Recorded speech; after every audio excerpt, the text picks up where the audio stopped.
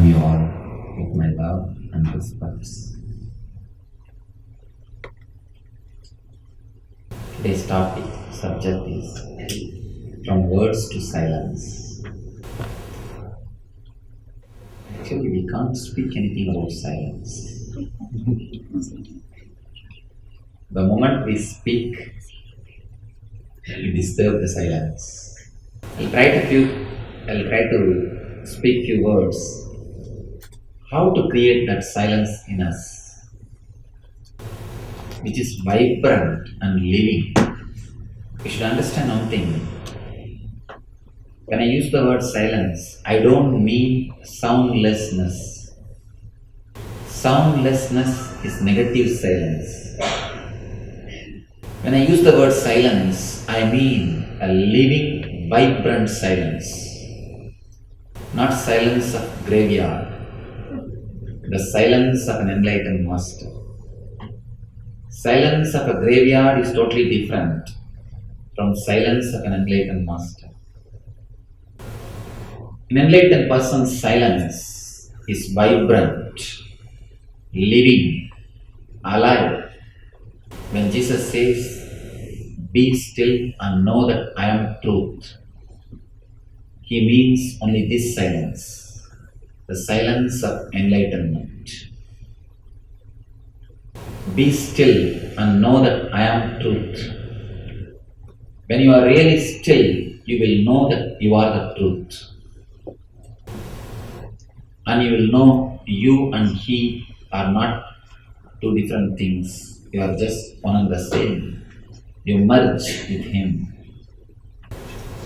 Real unity happens in you. You start experiencing the same energy inside your being. You start experiencing the Christ consciousness in you. A small story. Once a person goes to an enlightened master of Zen Buddhism, a great enlightened master of Zen Buddhism. A disciple goes and asks him, "Master, do the enlightened people speak?" Master says, "No, enlightened ones never speak. If they speak, be very clear, they don't know." He asks, "Oh, it means they keep silent. They'll be silent. They won't speak." Again he says, "No, they will not be in silent. They can't keep quiet. If they are not talking, be very clear, they don't know." Disciple was puzzled, just like you are. What will they be doing? You say they will neither talk or keep quiet. What will they do? Master says beautifully, they will sing. Their silence will be so vibrant, so alive. The very silence will be singing.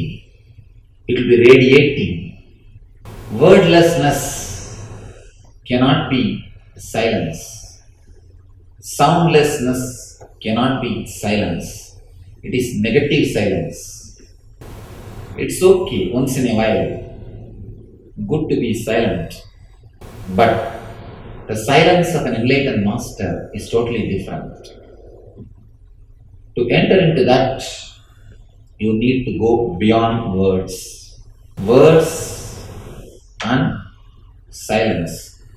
You should grasp this both to realize the silence of an enlightened master. An ordinary silence, which we understand, which is wordlessness, is not enough. The wordlessness should happen in your being. When you enter into that silence, your whole being starts radiating. You start singing. When I say you start singing, not only through your mouth, your whole body starts singing. You radiate a different grace. Your very walking will be a dancing. Your very movements will be graceful. Just your presence will be a blessing. When you enter into that silence, just your very presence in the planet Earth will be a blessing. Just your air, your space will heal. That itself will radiate so much of energy, so much of life, so much of light. You can touch and feel the God in the presence of man who has experienced God. When you really go deep into that silence, to experience what Christ means by the word, be still and know that I am the truth. You enter into the Christ consciousness. You try to explain what are the obstacles, why we are not able to experience that silence. The first thing, we don't trust we can also experience that silence. We always think this is not for me. I may not be able to have it. Again and again, we postpone by thinking it is not for me. I may not be able to achieve. I have seen people finding out their own reasons. Somebody came and told me the other thing. I am born and brought up in the West. How can I become enlightened, Swamiji? I said, who said enlightenment is the copyright of Easterners? Wrong. You can't have copyright for enlightenment. You can have copyright for pizza. You can have copyright for food. You can have copyright for cars. You can have copyright for light, but not for enlightenment. It's a property of the whole universe. It is your birthright. Please be very clear. It is just your birthright. The silence, what I am speaking, or the enlightenment about which I am expressing, is your birthright. First thing, you don't have to think, I am not qualified. In the East, again, women come and ask me, oh, we are women, how can we become enlightened?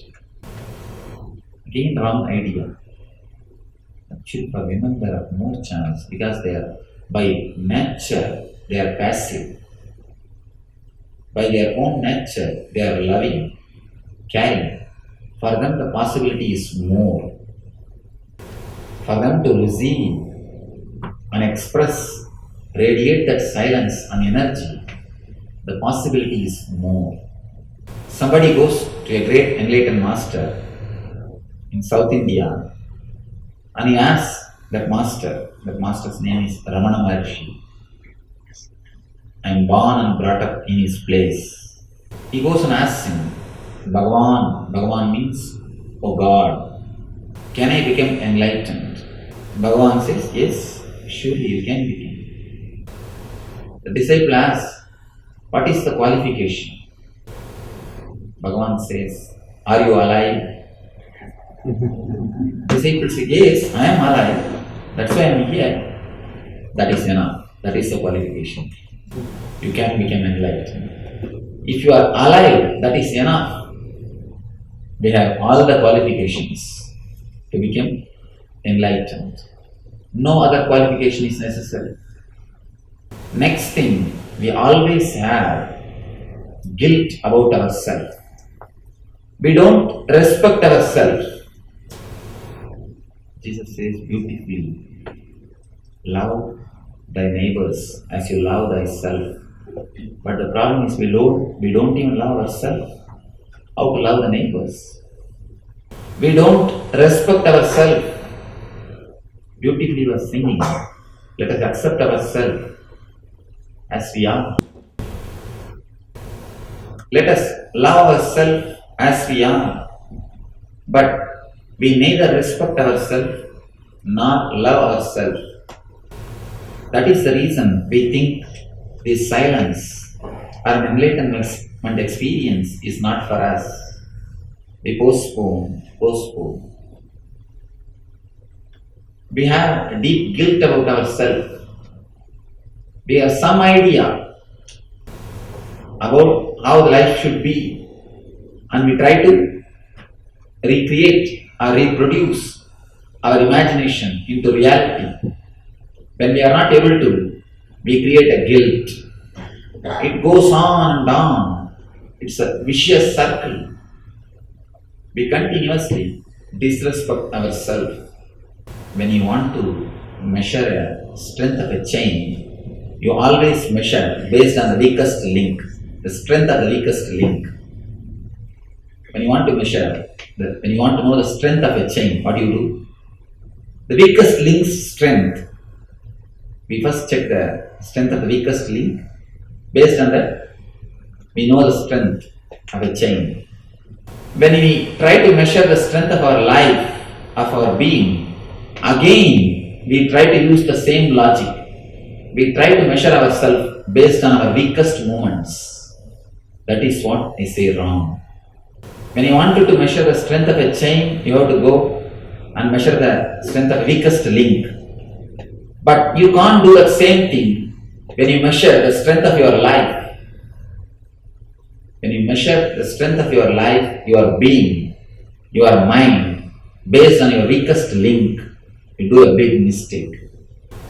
Whenever you think about yourself, you always measure yourself only based on your failures and your low energy moments, low energy moods, your wrong decisions. Whenever you are going to take a new step, you remember only all your past wrong steps and mistakes. You wanted to be careful. And you measure yourself only based on your all past mistakes. You don't even remember the good things which you have done or the right decisions which you made. All we remember is only past mistakes, not the positive decisions, right decisions. We need to understand our strength, the strength of our being should be measured only based on the positive decisions which we made, not on the negative decisions which we made. The more you remember the negative decisions or your mistakes, the more you create a guilt. And one thing you should understand, guilt will again and again attract the same bad incidences in our life. It's like pain will attract the pain, money will attract the money, joy will attract the joy. If you are joyful, you attract joyful people around you. You create a beautiful community around you.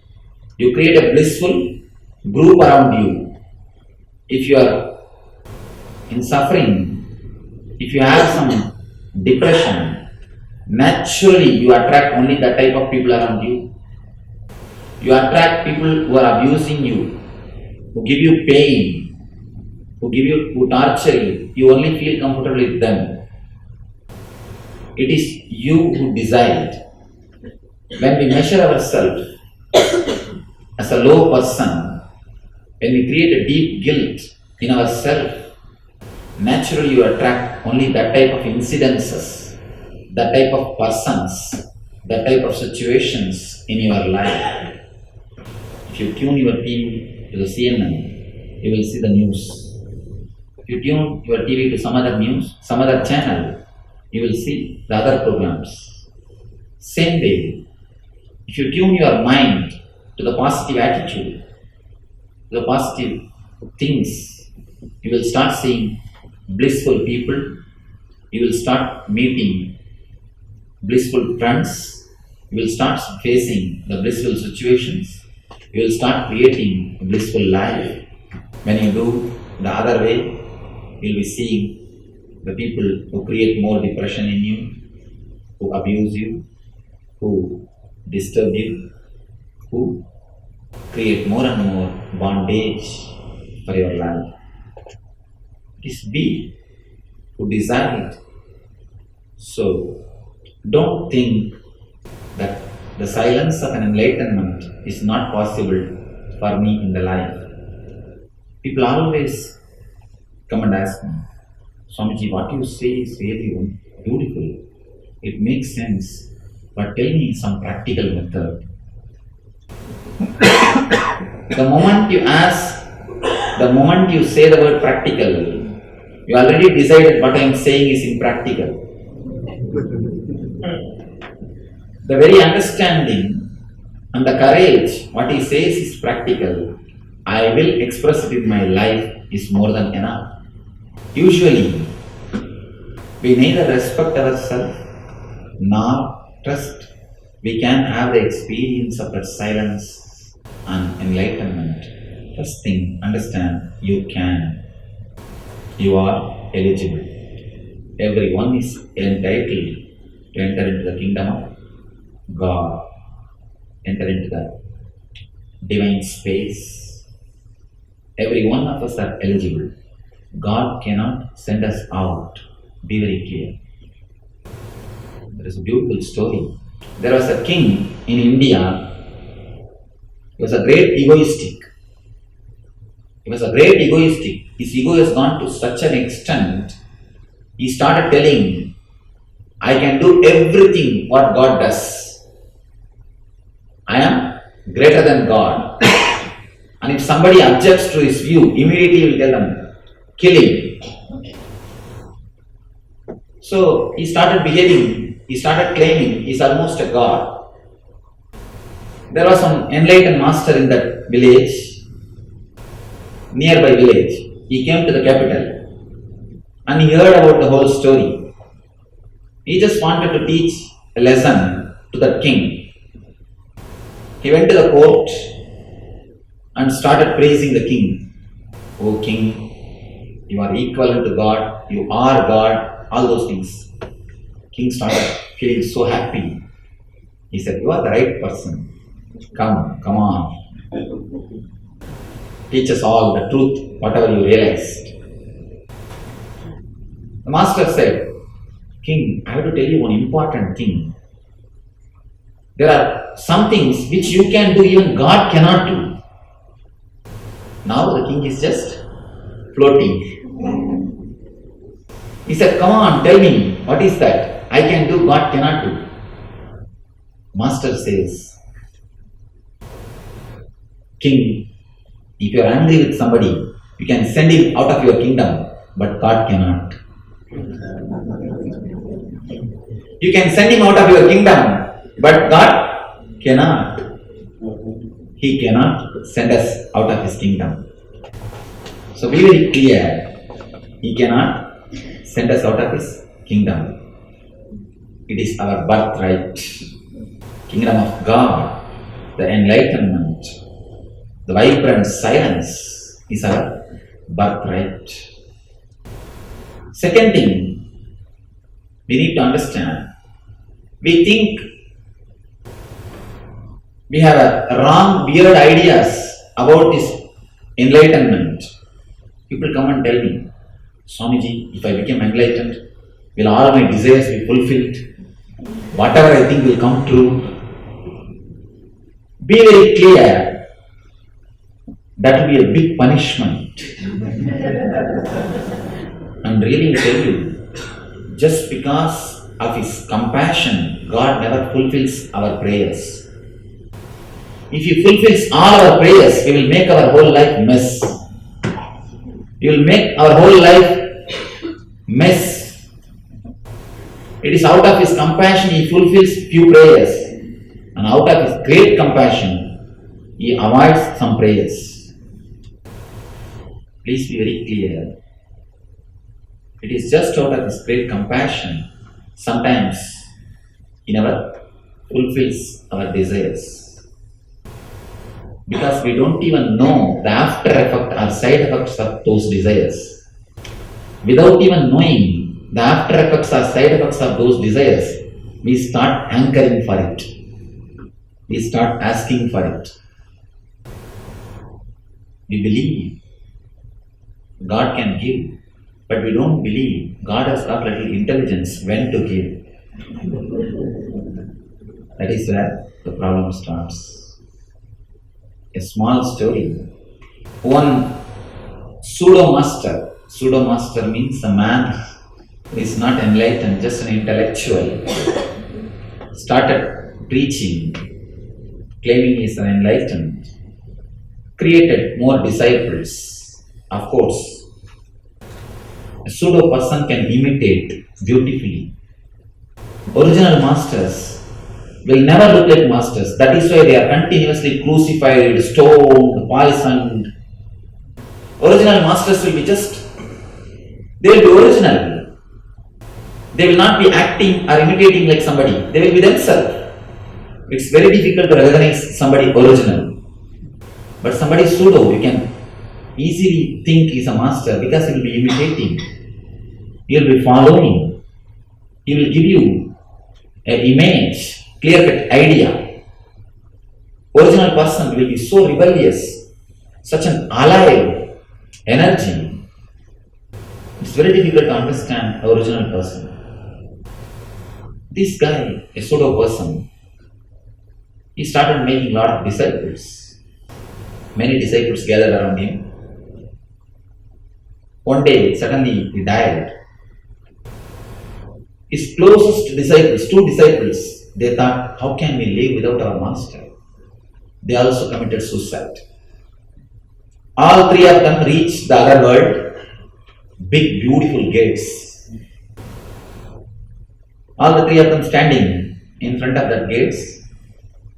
The master says, pseudo master, you see, I promised you all the heaven. Now I brought you here. I deliver the things which I promise. Come on, let us go inside. He knocked at the door. The security person opened. All the three entered inside. Beautiful place. Such a wonderful place. Whatever they want, it is there. Then again the master says, look at this. I promised you paradise. Now I have delivered. See, I do what I say. They went round. The security person said, sir, whatever you want, you can have here. Please just order. They started ordering whatever they want. Immediately it is delivered. And no gap between the thought and action, between the desire and reality. Simply they ask, it is delivered. All the three started living kingly life, the best palaces, best food, beautiful women, whatever they want. They had everything. Anything they ask, immediately it is delivered. But we don't understand usually one important thing. If we get everything, whatever we want, immediately we enter into a space called depression of success. Depression of success. As long as you have hopes, as long as your hopes are not completely fulfilled, you have hope. The moment your hopes are fulfilled, you are hopeless. We enter into the space of hopelessness. This person, these three, whatever they wanted, everything is answered, fulfilled. After 1 week, they got fed up, tired, bored, because they have everything. What to do now? They lost the taste for life. They went to the security staff. Please do one small favor. Just open the window to the world, our old world. We will just see that world so that we will gain a little more taste and we will have little desires. We can come back and enjoy this world. Because now we are fed up. Security said, okay, welcome, please come. He opened the window and looked at the world. They saw how the world is suffering, how the world is going on, how people are struggling even to achieve small things. Now again they got interest about the life, about the things. They got the desires. They got back their desires. Then they started again living. It went on again for one more month. After one more month, again they are fed up. Now they are lost. A big confusion. All the three went to the security staff again and asked, Sir, can you do us one favor? Can you open the door of hell so that we can see how the people are suffering there? Based on that, seeing that, we will have a little more desire. We can once more start enjoying. First they saw this world, so they got a little more desire, started enjoying. Now they wanted to see the hell, so that they will have a little inspiration to enjoy. Security staff, he laughed and said, where do you think you are living? You are in hell. Please be very clear. If all your desires are answered, if all your desires are fulfilled, you are in hell. You can't experience the bliss of desirelessness. Person who thinks enlightenment is fulfilling all his desires is doing a big mistake. Enlightenment is going beyond desires, not fulfilling all the desires. Fulfilling all the desires is again nothing but a hell. When you become enlightened, you go beyond the desires. The bliss of desirelessness happens to you. By fulfilling all the desires, you will never achieve the state of desirelessness. You will never be able to achieve the state of desirelessness. You can achieve the state where you are not able to desire anymore, the depression. But only by reaching towards this enlightenment, you experience the bliss of beyond desires. First thing, we should start trusting we can achieve, we are qualified. Next thing, not only we are qualified, we have to drop all our wrong ideas about enlightenment. First, you have to drop all wrong ideas about yourself, that you are not qualified. You have to drop that wrong idea. Next, you have to drop all the wrong ideas about the enlightenment. That if this happens, that will be, if that happens, this will be. No.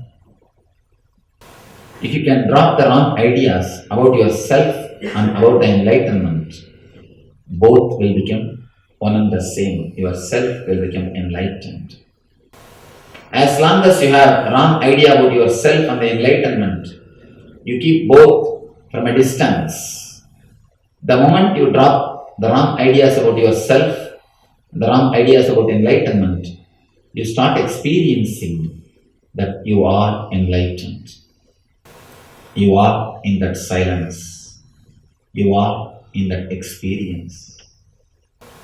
The silence of enlightenment is a living, vibrant silence.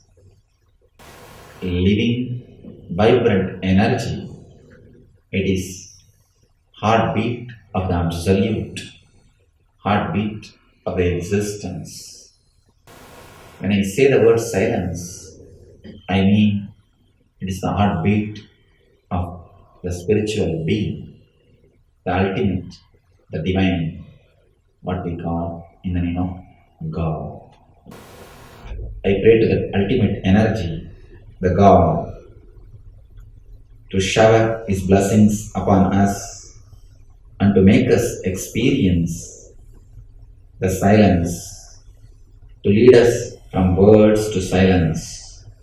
Let Him give the ultimate experience of that living silence, eternal bliss, Nityananda. Thank you.